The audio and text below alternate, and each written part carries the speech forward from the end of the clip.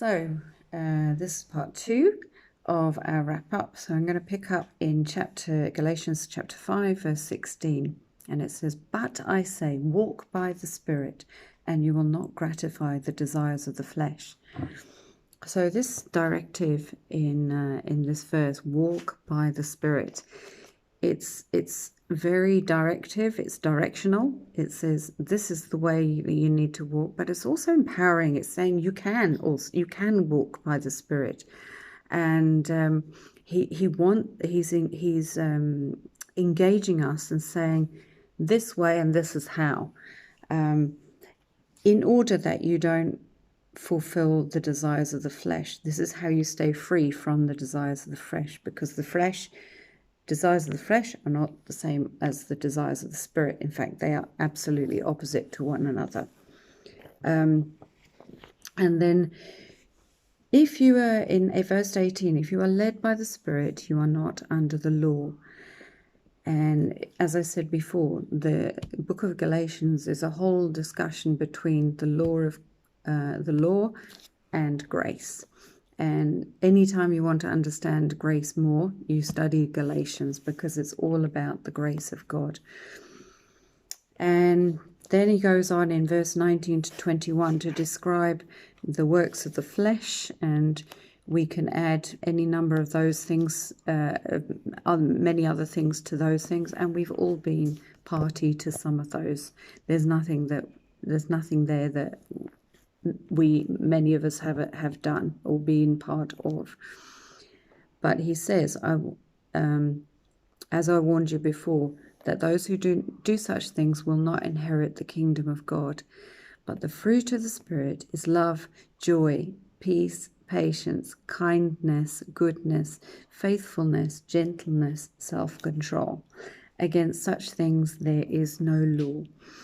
And he's describing these because this is the fruit.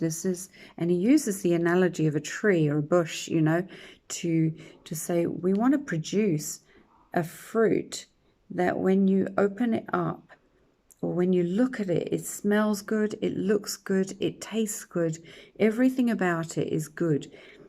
It should not be sour fruit or misshapen, which sometimes we can produce that as well. We can produce something that looks nice when on the outside, and you take a bite and you think, oh, that's really sour. And we do not want to be people who, when people come close to us, they find we're a bit sour or a bit bitter, and we're not actually very joyful, or we actually can lose our temper quite easily. We need to be people who are producing good fruit that stands, that shows who Jesus is in us. In verse 25, it says, "If we live by the Spirit, let us also keep in step with the Spirit." So here it's a little bit of contrast with verse 16, where it says walk by the Spirit, and this one says live by the Spirit and keep in step with the Spirit. So the second one, keeping in step with the Spirit, is the analogy is where you've got a leader and people following behind.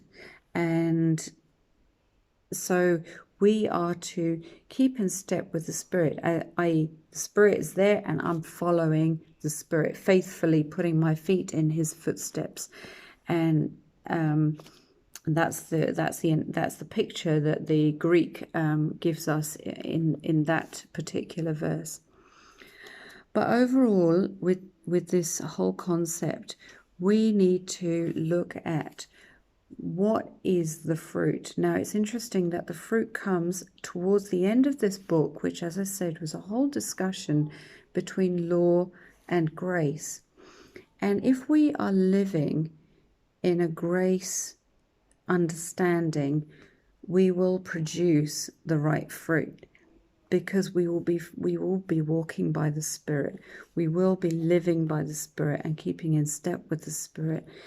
If we're living under law, it's impossible to produce good fruit, because the law does not empower you. The law actually binds you up. It ties you down, says this is the way you have to be, and I'm going to give you absolutely no help to do it. Grace is totally opposite.